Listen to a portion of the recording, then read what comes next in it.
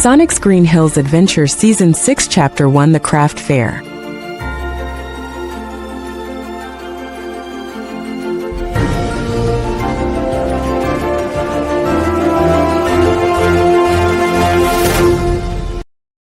The transition from multiversal chaos to suburban morning was surprisingly quiet. The grand White House on the hill stood still under the Montana sun, its white columns gleaming. Inside, the only battle being fought was over the last box of cereal. It had been 2 weeks since the portals closed. The indigo walls of Annika's new room felt solid and safe, a far cry from the shifting shadows of Sat AM in Xylo's realm.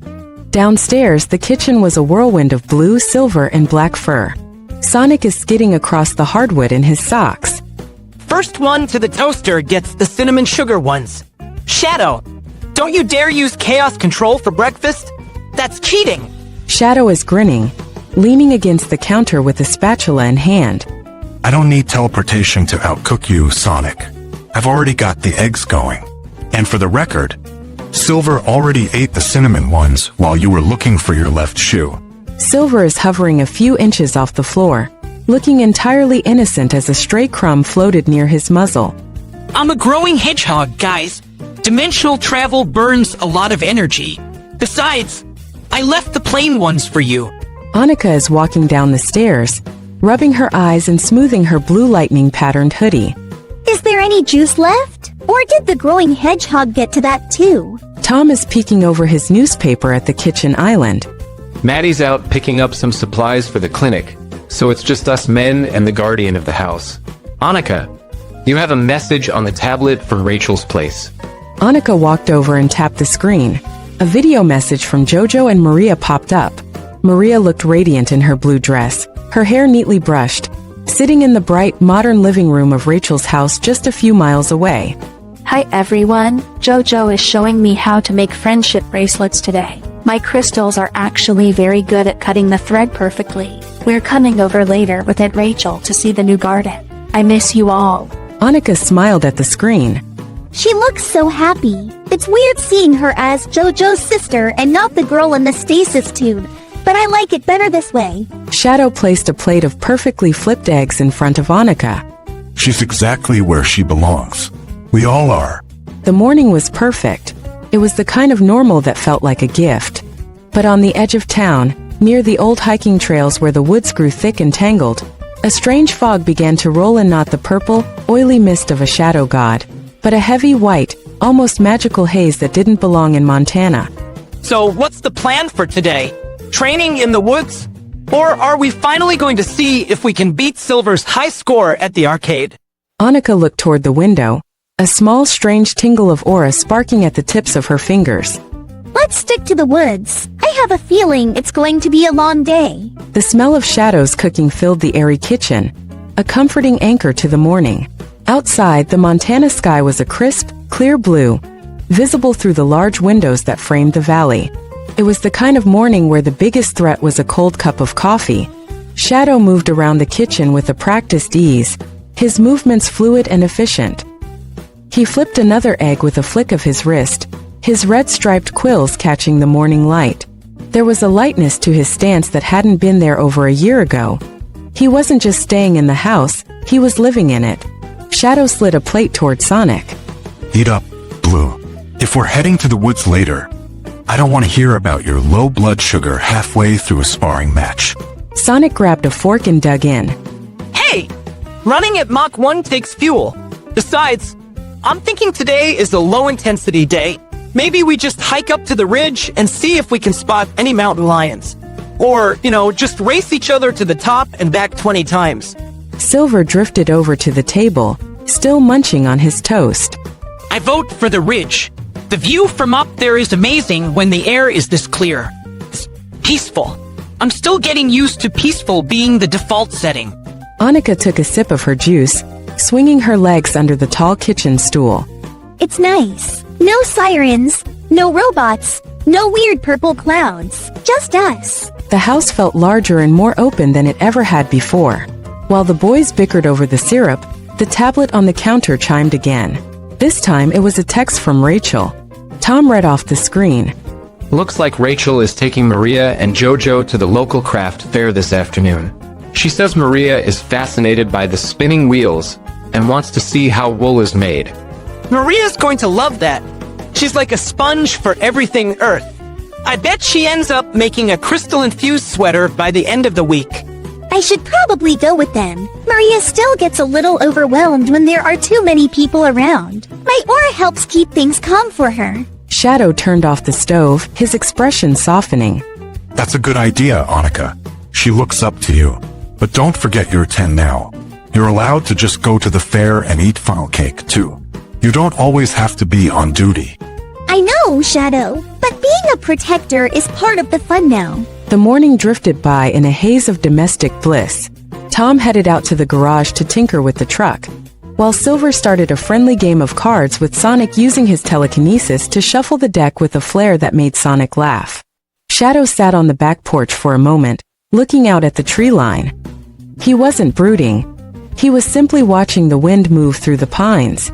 There was no urgency in his gaze, no scanning for enemies. He looked like someone who had finally found a place where the shadows didn't have to hide. Everything was in its right place. The house was full, the neighbors were friendly, and the past was a closed book. But as the sun climbed higher, the air in the deep woods began to grow strangely still. The birds went quiet for a heartbeat, and the shadows under the trees seemed just a little bit deeper than they had been a moment before. Annika joined Shadow on the porch, squinting at the forest. The wind feels different today, doesn't it? Shadow took a slow breath, his ears flicking slightly. It does. It smells like salt, which is strange for the middle of Montana. Maybe it's just the weather changing. Maybe. But keep your eyes open anyway, kiddo. The Green Hills Craft Fair was exactly what the family needed: a colorful, noisy, and wonderfully mundane distraction. The town square was packed with stalls selling everything from hand-knitted scarves to local honey, and the air smelled of popcorn and pine needles. It wasn't strange that things were normal. It was a relief. After weeks of fighting for the fate of the multiverse, the simple challenge of navigating a crowded sidewalk felt like a victory lap. Annika was walking between Sonic and Silver, her eyes darting from stall to stall. Look, they have hand-carved wooden owls. Longclaw would love one of those for her shelf. Only if it's life-sized, Annika. Otherwise, she'll just think it's a snack. Marina was walking close to Sonic, her arm linked with his.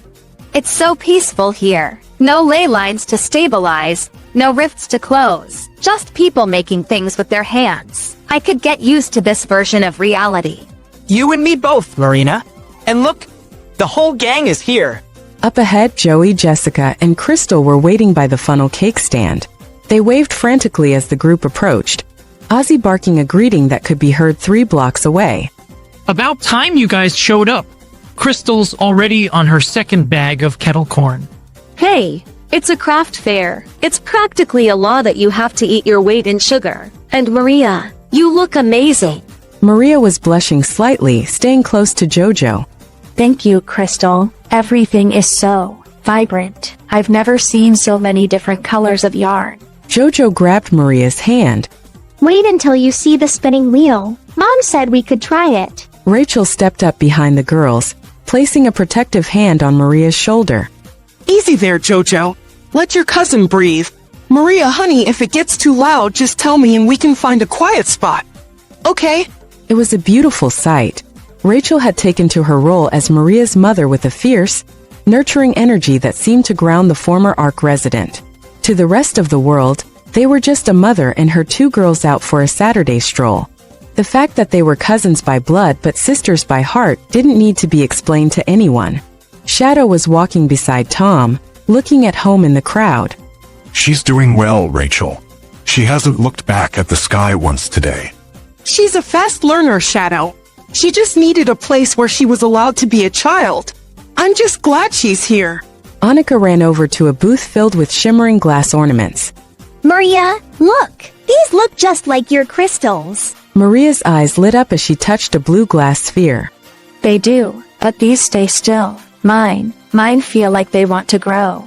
Well, as long as they don't grow into the funnel cake machine, we're good. Come on, let's go see the petting zoo. I heard they have pygmy goats. As the group moved deeper into the fair, their laughter blended with the sounds of the local bluegrass band playing on the gazebo.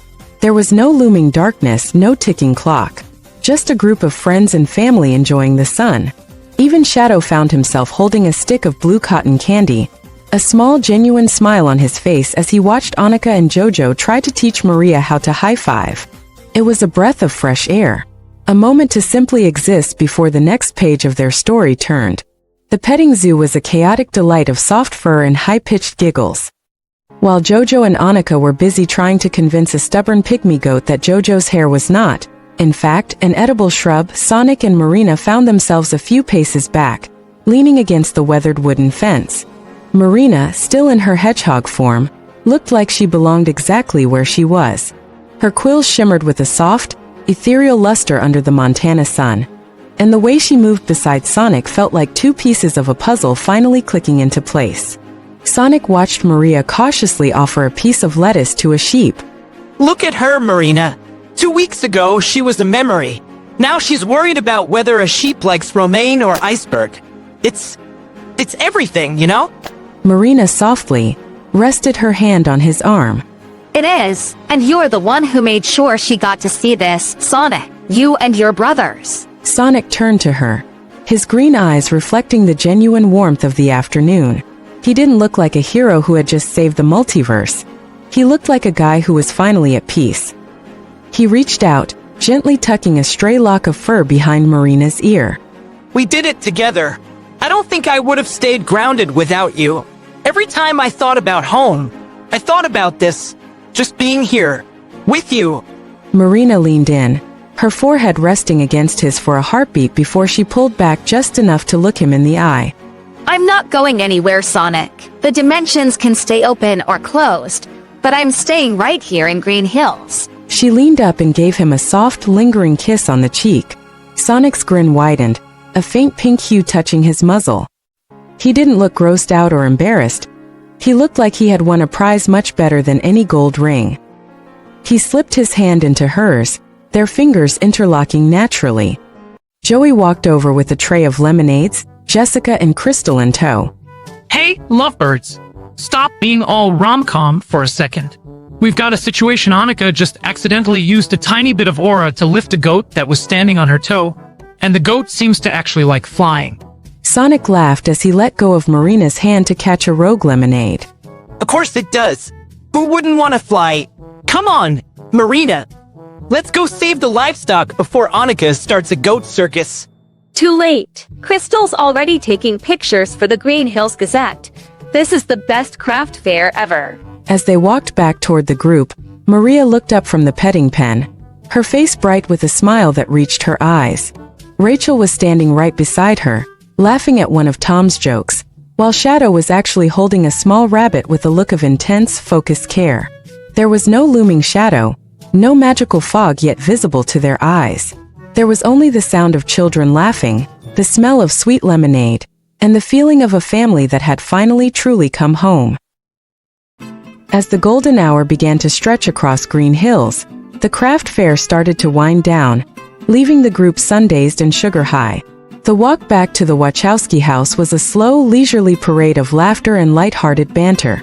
The grand White House stood silhouetted against the setting sun as the group spilled into the backyard. Tom and Joey immediately took command of the grill, the scent of searing burgers and corn on the cob quickly replacing the sweet smell of the fair's kettle corn. Tom adjusted his kiss the cook apron with a grin. All right, everyone, grab a seat wherever you can. We've got plenty of food and the best view in town. Sonic zipped around to set the patio table in a blue blur. I've got the napkins and the secret sauce. And Marina, I saved the best chair for you. Marina laughed as she sat down, her hedgehog quills catching the orange glow of the sunset. You are a true gentleman, Sonic, though I think Ozzy might have his eye on that best chair too. Sonic sat beside her, his hand resting naturally over hers on the table. He leaned in, whispering something that made her laugh, a quiet, private moment amidst the chaos of the family gathering. The romance wasn't a spectacle. It was just a natural part of their new rhythm, as steady as the tide. Across the lawn, Shadow was showing Maria how to throw a frisbee, his usual stoicism replaced by a patient, brotherly focus. Every time Maria's blue crystal energy flared slightly from her excitement, Shadow would just nod encouragingly, guiding her stance. Maria watched the frisbee soar toward the trees. I did it, Shadow. It didn't even break. Rachel watched from the porch swing with Maddie. She's a natural. I think she's going to fit into the local soccer team. Just fine once we get her settled. Annika was sitting on the grass with Jojo and Crystal, a plate of watermelon in her lap. This is the best day. No one is fighting. No one is glowing purple.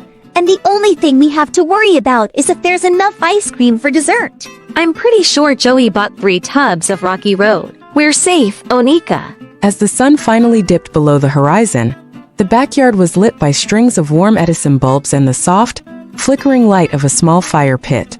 The slice of life was more than just a break from the action. It was the reason they fought so hard in the first place. Maddie walked around with a tray of toasted marshmallows, her eyes lingering on the eclectic group hedgehogs, humans, and an ancient owl watching from the roof. I think we finally did it, Tom. We actually have a normal Saturday. Tom put an arm around her, looking at Sonic and Marina sharing a quiet smile, and Annika laughing with her cousins. Normalish, Maddie.